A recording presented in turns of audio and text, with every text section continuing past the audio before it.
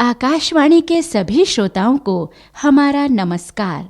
गुरुदेव रवींद्रनाथ टैगोर के प्रसिद्ध उपन्यास गोरा पर आधारित रेडियो धारावाहिक गोरा में आपका स्वागत है। आज आप सुनेंगे इस धारावाहिक की 10वीं कड़ी। पिछली कड़ी में आपने सुना विनय और ललिता के विवाह को लेकर हिंदू एवं ब्रह्म समाज में तरह तरह के अपवाद उठने लगते हैं।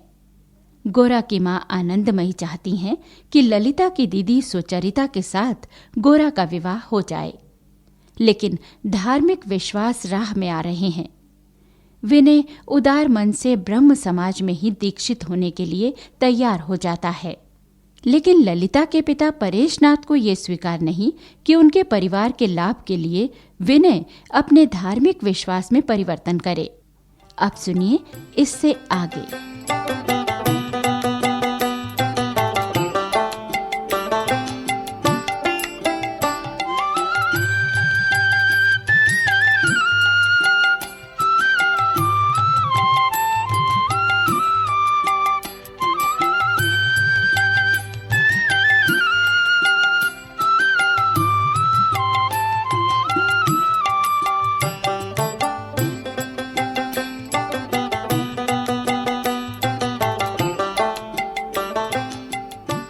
हाँ, तो अब कहिए हारान बाबू। माँ, बात तो गंभीर है। अब विभिन्न धार्मिक विश्वासों को मानने वालों के बीच विवाह करने से समाज में तरह तरह के अपवाद तो होते हैं। इसीलिए आपको बुलाया है हारान बाबू कि आप क्या कहते हैं। तो इसमें परेश बाबा की क्या राय है? वो तो कहते हैं कि जो भी हो इच्छा से हो, कोई भी इसे एक दूसरे पर एहसान न समझे। अच्छा, तो आपने ललिता से पूछा? ललिता के विचार खुले हैं, लेकिन समाज में हमें भी रहना है। फिर भी माँ, ललिता से पूछ लेना चाहिए। वो घर में है क्या? है। ललिता, ललिता। हाँ माँ, बोलो। आ बेटी, तेरे ही बारे में बात हो रही थी। कैसी बात? तेरे और विनय के विवाह की बात। हारान बाबू इस बारे में कुछ कहना चाहते हैं। हाँ, तो हारान बाबू। हाँ, ललिता, मुझे लगता है कि एक और तुम्हारा धर्म है और दूसरी ओर तुम्हारी इच्छाएं। यहाँ चुनौती भी है और चुनाव का प्रश्न भी। तुम्हें धर्म और अपनी इच्छाओं में से एक को चुनना होगा। ललिता, तुम चुप क्यों हो? जो सोचती हो बोलो। तुम्हें यह भी मालूम होगा कि विनय बाबू हमारे समाज में दीक्षा लेने को तैयार हो गए हैं। क्या माँ, क्या हारान बाबू ठीक कह रहे हैं? हाँ बेटी, विनय बाबू ने ऐसा प्रस्ताव किया है। शायद तुम्हारी हालत देखकर या फिर कोई और कारण भी हो सकता है। बाबा को ये मालूम है और वो खुश भी हैं। लेकिन ये खुशी की बात है या नहीं, इसका अंतिम निर्णय तो तुम्हें ही लेना होगा। यूं चुप रहने से काम नहीं चलेगा ललिता। यह भी सोचना होगा कि इस तरह के दबाव के कारण विनय द्वारा दीक्षा लेने से क्या ब्राह्मण समाज का भला होगा? आसक्ति के कारण लिए गए किसी ऐसे निर्णय से क्या ब्राह्मण समाज की ही दुर्गति ना होगी? आप ऐसे प्रश्न उठाकर मुझे और विनय दोनों को छोटा कर रहे हैं हारान बाबू। बुरा ना माने तो एक बात कहूं कि इस बारे में विनय बाबू से पूछ लेना चाहिए कि उन्होंने अपने मित्र गोरा बाबू से भी सलाह ले ली है कि नहीं। सुनिए, इस तरह की व्यंग भाषा से काम न चलेगा हारान बाबू। विनय बाबू अपने जीवन के फैसले खुद ले सकते हैं। तो मैंने कब कहा कि नहीं ले सकते? लेकिन गोरा की राय के बिना वो ये कदम ना उठाएंगे। हारान बाबू। हारान, आप नाहक की बात फैला रहे हैं। विनय अच्छा लड़का है, ललिता के लिए ठीक रहेगा। इसी कारण सबने ये संबंध स्वीकार किया है। फिर मुझसे क्यों पूछते हैं आप लोग? आप भी तो इस घर में आते हैं, उधर समाज में भी आपकी सुनी जाती है। बस इसीलिए आपसे पूछते हैं। मैंने आपसे इसीलिए बात शुरू की थी कि आप हमारी मदद करेंगे। अच्छा, बुरा ना माने माँ, ललिता का विवाह विनय से, सुचरिता का मन लगा है गोरा में, और मैं जो आपके ही समाज का सदस्य है वो रह गया सिर्फ राय देने के लिए। ओह, तो आप इसी कारण इस संबंध का इधर उधर विरोध करते फिर रहे हैं। लेकिन हारान बाबू, दुनिया आपके द्वार पर खत्म नहीं हो जाती है, रास्ते और भी हैं। तो मुझे क्या अपमानित करने के लिए आपने बुलाया था? मैं चलती हूँ माँ, जो होगा सो होके रहेगा। मैं भी चलता हूँ, जो मन में आए सो करो। ललिता, इधर तो आ बेटी। माँ, ये हारान बाबू है ही ऐसे। तू चिंता मत कर, मैं अभी विनय बाबू के घर जाती हूँ, सब ठीक हो जाएगा। नहीं माँ, मेरी खातिर मत जाना। अपनी खातिर तो जाऊँ ना, थोड़ी ही देर में लौट कर आती हूँ। माँ सुनो तो। ललिता। अरे माँ, आप आ भी गई? विनय बाबू मिले? हाँ, और उससे बातें भी हुई। ये देख। ये क्या है माँ? देख तो सही। अरे, दीक्षा के लिए प्रार्थना पत्र? माँ, ये सब क्या है? हम विनय बाबू की उदारता का गलत अर्थ निकाल रहे हैं और उन पर अन्याय भी कर रहे हैं। तो फिर तुम अपना धर्म विश्वास बदल लो। क्यों? विवाह के लिए धर्म विश्वास को बदलना जरूरी क्यों है? मैं ये सब नहीं मानती। देख बेटी, विनय ने बिना दबाव के पत्र दिया है, तो अब ये सब होने दे। नहीं माँ, मुझसे ये सब सहन नहीं होता। ये रहा प्रार्थना पत्र, ये लीजिए। हाँ। क्या फाड़ दिया? ये तूने क्या किया ललिता? जो मुझे उचित लगा सो किया।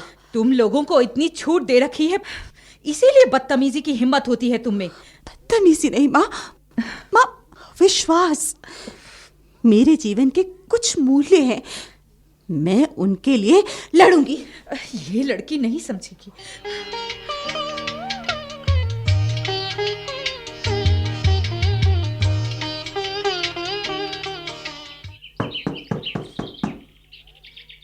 कौन? मैं गोरा। खोलती हूँ। नमस्कार। नमस्कार। आइए आइए, बैठिए ना। कोई घर में नहीं है क्या? है ना, हरी मोहिनी मौसी अभी तो यहीं थी, दूसरे कमरे में गई हैं, बुलाती हूँ। एक मिनट, क्या पढ़ा जा रहा है? ये किताब छिपा क्यों रही हो? मौसी, मौसी, आई सुचरिता। अरे आप? जी प्रणाम। जीते रहो, जीते रहो।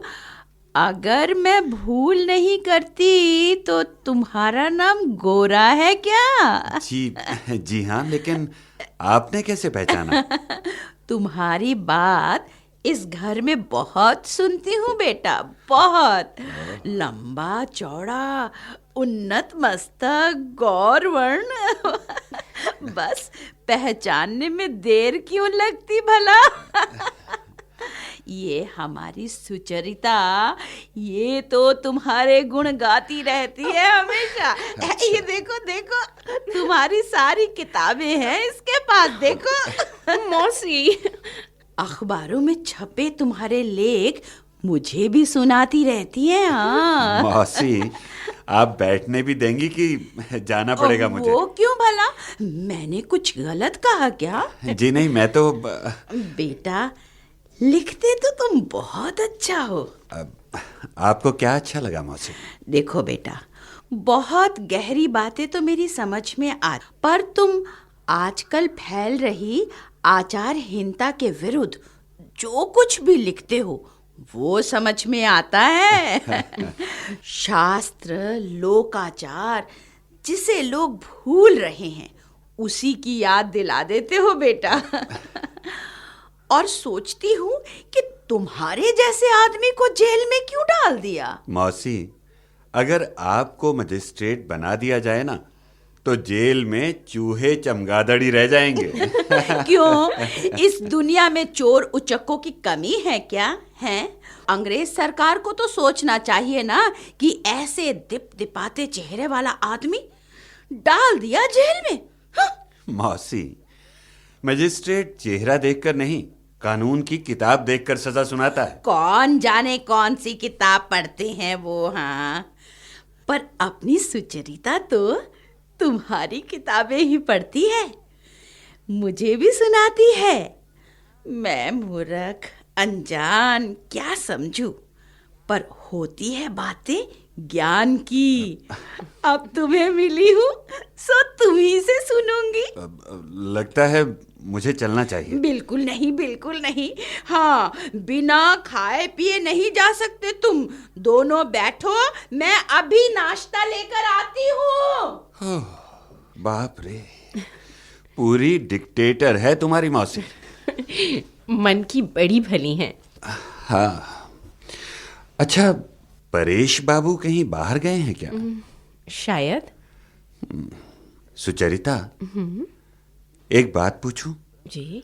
ये जो आप ब्रह्म मत से विनय का विवाह ललिता से करवाने की कोशिश कर रहे हैं, ये उचित है क्या? मैं ब्रह्म विवाह को अच्छा न समझूं। क्या आप मुझसे ये आशा रखते हैं? आपसे मैं किसी छोटी बात की आशा ना करूंगा सुचरिता, लेकिन वस्तुतः ये प्रश्न संप्रदाय और उससे जुड़े लोगों की आकांक्षाओं से जुड़ा हुआ है। मैं समझी नहीं। मैं समझाता हूं। देखो, इस संप्रदाय से उस संप्रदाय की और उस संप्रदाय से इस संप्रदाय की संख्या घटाने बढ़ाने से कुछ लोगों की ठेकेदारी बढ़ती है।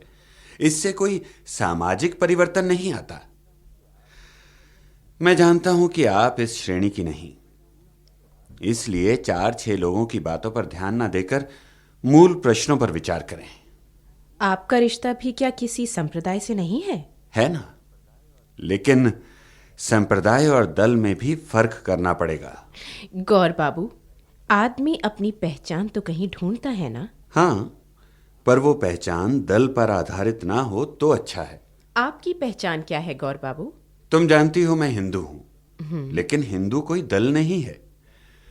ये एक इतनी बड़ी जाति है कि इसे किसी एक परिभाषा में बांधना कठिन है। मैं जिस बात को अपना धर्म जानकर कहती हूँ, करती भी हूँ, दूसरा समझ ले कि ये तो उसके धर्म पर हमला है, तो ऐसे में क्या करना चाहिए?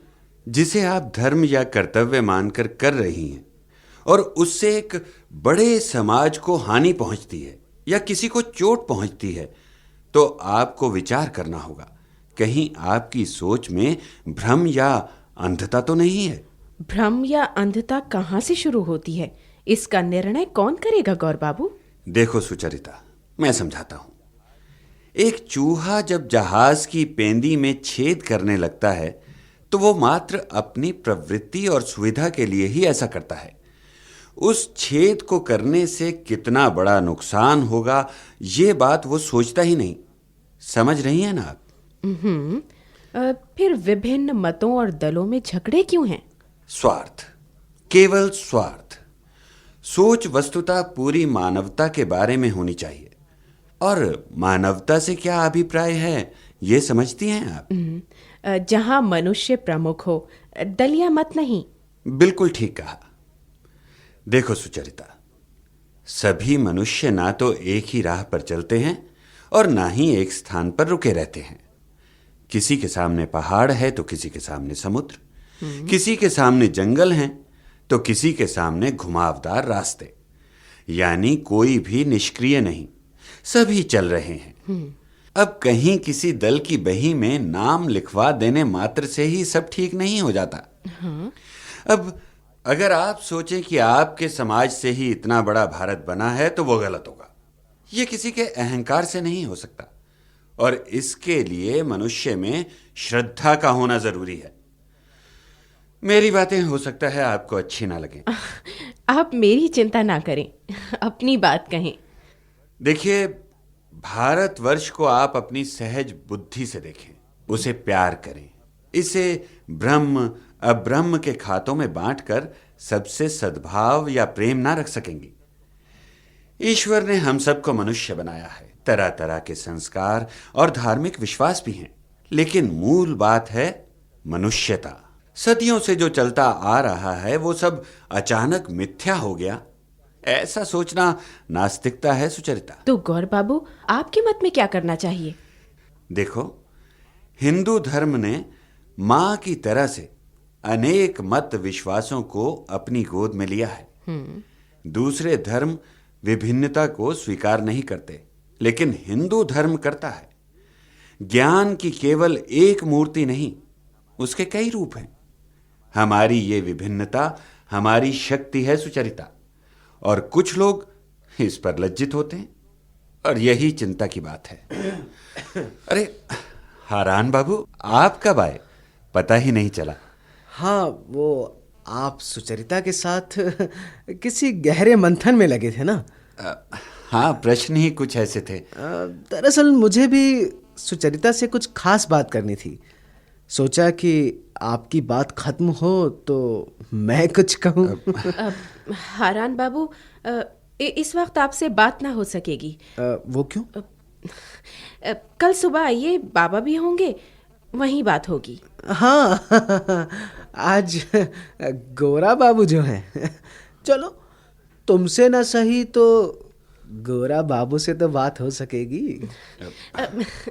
गौर बाबू, वो मौसी आपके लिए नाश्ता बना रही हैं, जरा उन्हें देखूं। जी। आप बात कीजिए। कहिए हारान बाबू। हाँ तो गौर बाबू, आप कुछ कमजोर दिख रहे हैं। हाँ, दुबला होने के लिए इलाज करवा रहा था। तभी तो बहुत कष्ट हुआ होगा। जितना सोचा उतना नहीं।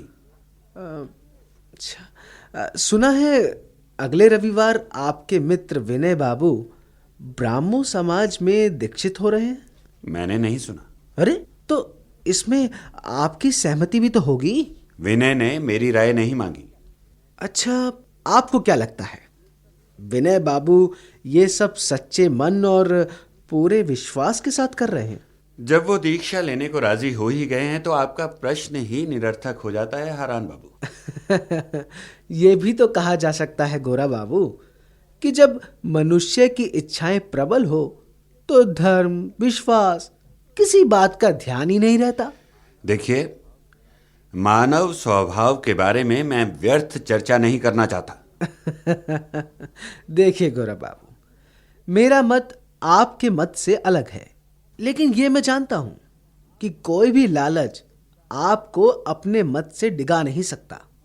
सही गलत जो भी हो, आप उस पर टिके रहेंगे, इसलिए मैं अब आपका सम्मान करता हूं। शुक्रिया, लेकिन इस सम्मान का मूल्य इतना नहीं है कि इसे खोकर विनय का कोई भारी नुकसान हो जाएगा। हाँ, चलिए ये सब जाने दीजिए। ये बताइए कि विनय बाबू जिस तरह से परेश बाबू के घर विवाह करने की कोशिश कर रहे हैं, आप इसे होने देंगे? हारान बाबू, आपको मालूम है कि विनय मेरा दोस्त है, सखा है। मैं क्या करूंगा क्या नहीं करूंगा ये सब आपको बताने की जरूरत नहीं है। हाँ, वो तो ठीक है, पर ब्राह्मो समाज का भी इस बात से गहरा संबंध है, इसलिए मैंने ये बात उठाई। मेरा आपके समाज से कोई संबंध नहीं है, फिर आप ये सब मुझसे क्यों पूछ रहे हैं? अरे, आप लोग तो लड़ने ही लगे। ये नाश्ता लीजिए हारान बाबू। क्यों? ताकि मेरा मुंह बंद हो सके।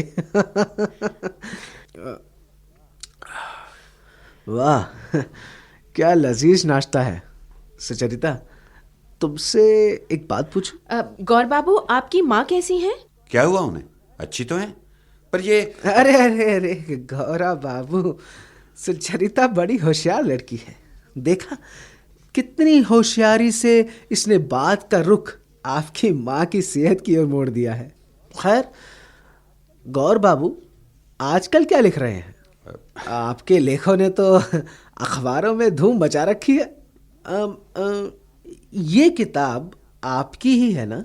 जी हाँ, बहुत पहले की है। हाँ, शायद आपके बचपन की। हाँ, मेरा बचपन आज भी मेरे मन में है। किसी किसी का बचपन जल्दी ही खत्म हो जाता है। हाँ, कुछ लोगों का बचपन कभी खत्म नहीं होता, सारी उम्र रहता है। आप है ना उनमें से एक। व्यंग करना तो कोई आपसे सीखे गौर बाबू। गौर बाबू, मौसी आपको अंदर बुला रही थी, मैं बताना ही भूल गई। कोई विशेष बात? अंदर जाकर पूछ लीजिए ना। ठीक है, मैं अभी आता हूँ। हाँ तो हारान बाबू, बोलिए। क्यों, गोरा के सामने मुझसे बात करने में संकोच होता है क्या? हाँ, होता है। कोई कारण? क्योंकि आपकी बात में लगाम नहीं लगती। दरअसल सुचरिता, मुझे लगता है कि हमारे संबंधों में गोरा आ रहा है। हमारे संबंध? हाँ, हमारे संबंध? कब बने थे हमारे संबंध? नहीं, लेकिन एक समझ तो बनी ही थी ना। देखिए हारान बाबू, इस तरह की जो भी बात आपने करनी हो बाबा से करें। नमस्कार। नमस्कार कहकर अंदर चली गई। लगता है गोरा का जादू कुछ ज्यादा ही सिर चढ़कर बोल रहा है। देखता हूं इस संबंध को समाज में कौन स्वीकार करता है। खैर, जो चिट्ठी लिखकर लाया था वो तो इसी मेज पर छोड़ देता हूं। चलता। सुचरिता जी। लगता है तुमने हारान बाबू को बहुत परेशान कर दिया है। चले गए। ये चिट्ठी तो लगता है उन्हीं की है। हाँ, शायद उन्हीं की है। मैं चलता हूँ सुचरिता, कल आऊंगा। ठीक है। सुचरिता, जाते जाते तुमसे एक बात कहना चाहता हूं। जी कहिए। सुचरिता, तुम मेरे अपने देश की हो, मेरे आसपास की, और कोई धूमकेतु आकर तुम्हें कहीं और ले जाए, ये ना हो सकेगा। जहां तुम्हारी प्रतिष्ठा है वहीं तुम्हें दृढ़ता से प्रतिष्ठित करूंगा मैं। ये लोग तुम्हें सत्य और धर्म का नाम लेकर डराते रहते हैं, लेकिन सत्य और धर्म कुछ लोगों का मत भर नहीं है। जी। तुम कोई गमले में लगा पौधा नहीं हो सुचरिता, भरपूर जड़ों वाला एक पेड़ हो। सुचरिता, मैं चलता हूं। जी।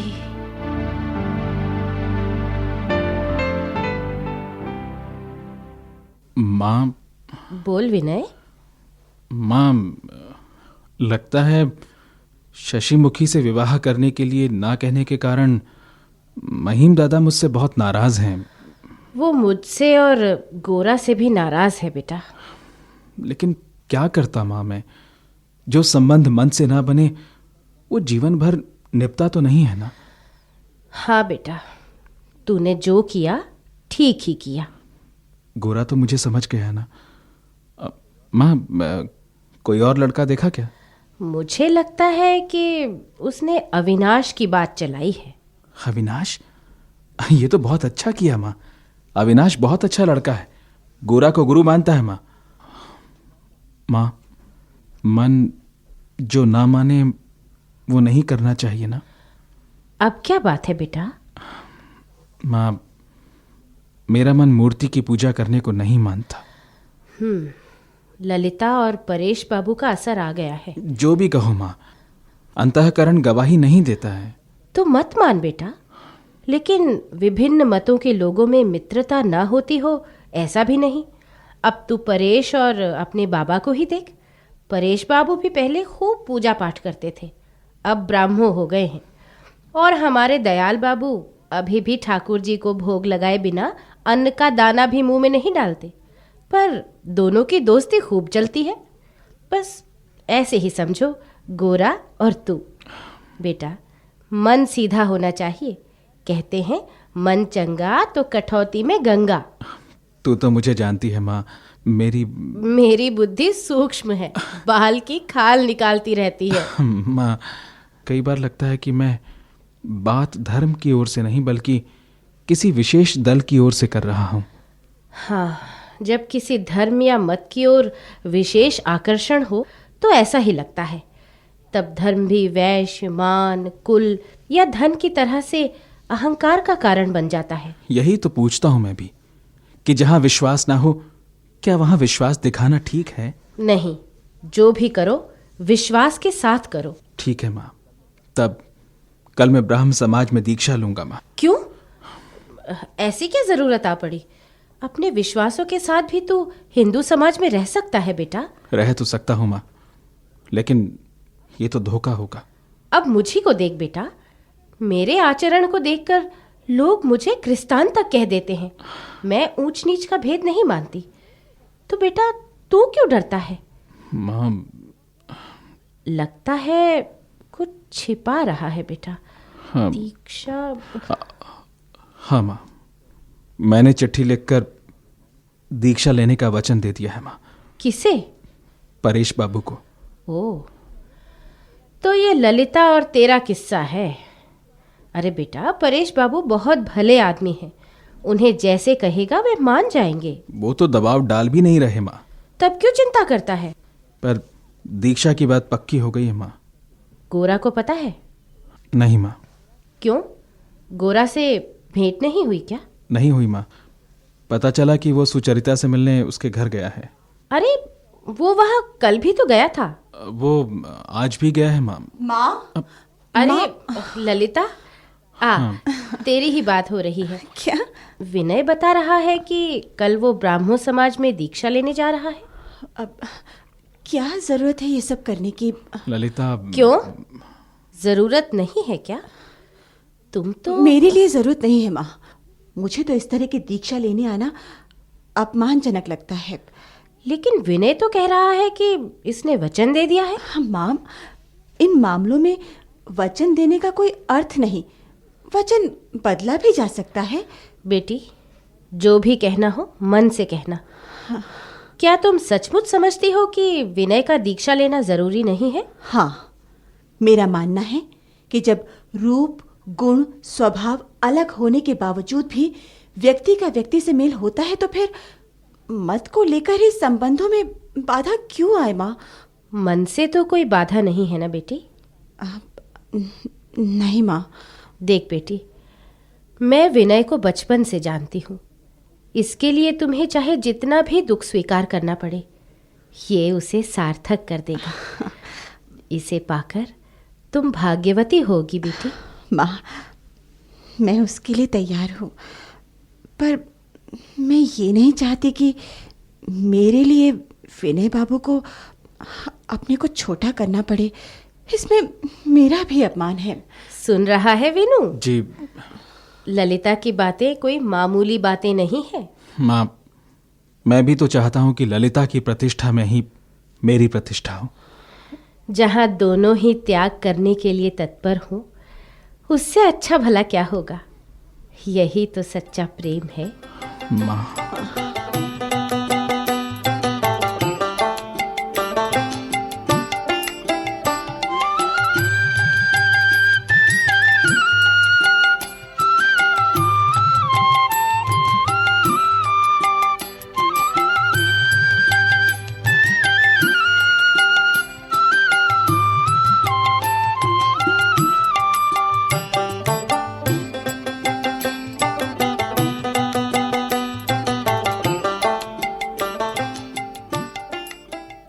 अभी आप सुन रहे थे गुरुदेव रविंद्रनाथ टैगोर के उपन्यास गोरा पर आधारित रेडियो धारावाहिक गोरा की 10वीं कड़ी। इसका निर्देशन किया दीपक त्रिपाठी ने। रेडियो नाट्य रूपांतर किया प्रताप सहगल ने। ध्वनि अंकन किया शालिनी शर्मा ने। ध्वनि संपादन किया गोपाल रावत ने। और इसमें भाग लेने वाले कलाकार थे हर्ष बाला, S.K. बत्रा, नरेंद्र जोशी, दीपा रॉय, कुमकुम जैन, सादिया रहमान, फ्लोरा बोस, लोकेश मित्तल, सुजाता मट्टू और पारस शर्मा। इस धारावाहिक की अगली कड़ी आप सुनेंगे कल इसी समय। तब तक के लिए हमें आज्ञा दीजिए। नमस्कार।